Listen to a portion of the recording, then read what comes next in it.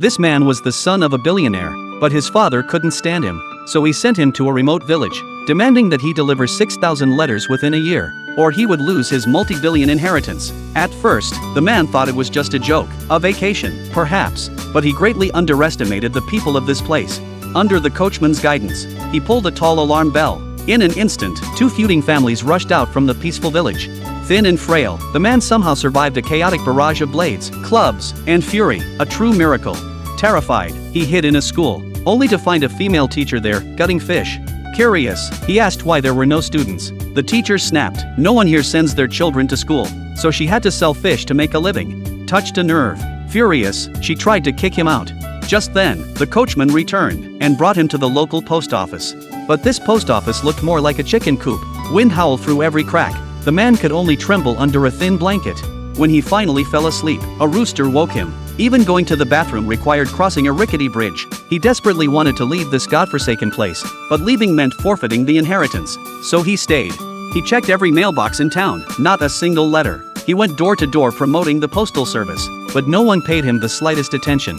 Just when he was about to give up, he noticed a house tucked in a corner. He rushed over, only to find the home filled with toys. He was marveling at the collection when the owner returned, carrying a giant axe.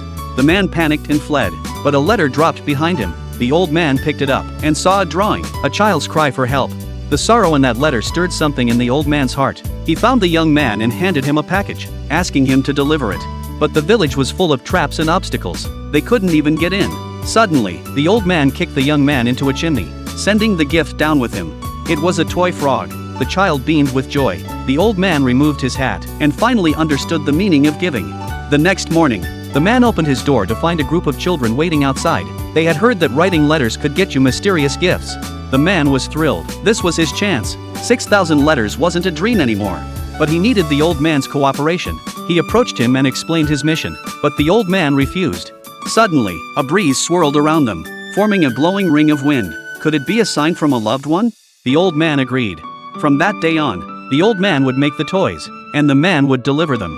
Letters began pouring in, but many children couldn't write, so he encouraged them to seek out the teacher.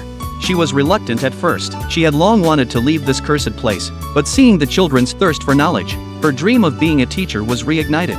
One day, while delivering gifts, the man saw a boy who had once bullied him. As revenge, he placed a lump of coal in his stocking instead of a toy. The next day, the boy came to him, upset. The man sternly told him, "Bad kids who bully others don't get presents." To his surprise, that one sentence transformed the town. People began helping each other regardless of family or background. They sang, played, and studied together. But this harmony displeased the two family heads. Hatred was their legacy, passed down for generations. They formed a temporary alliance to take down the man and the old toymaker. The man, once only in it for the inheritance, now found himself deeply attached to the town.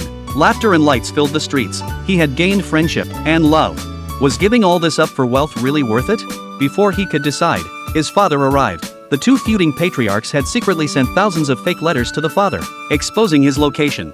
Proud of what his son had achieved, the father came in person to bring him home. Now, everyone knew the truth. They realized they were just pawns in his mission. The man tried to explain, but no one would listen. Even his closest friends slammed the door in his face. As he left, the family heads were overjoyed. Next, they moved to deal with the old man. They demanded he hand over all the gifts to protect his friends. He agreed, but the man hadn't left. He told his father everything that had happened, seeing the genuine bond his son had formed with the town. His father didn't force him to return. As the sleigh sped toward a cliff, the old man tried to stop it, but the gifts were too heavy. A rock jolted the sleigh. The old man was thrown off. The young man clung desperately to the reins.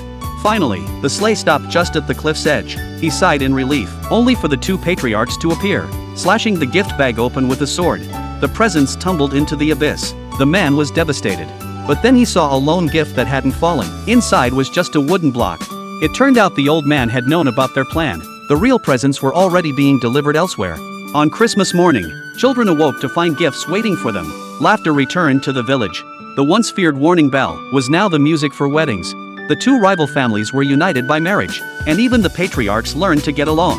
Each year as Christmas approached, they received thousands of letters. Gifts were delivered farther and wider. Years passed. The old man could no longer make toys. He laid down his axe and followed the spirit of the wind into the forest to reunite with the wife he had missed for so long.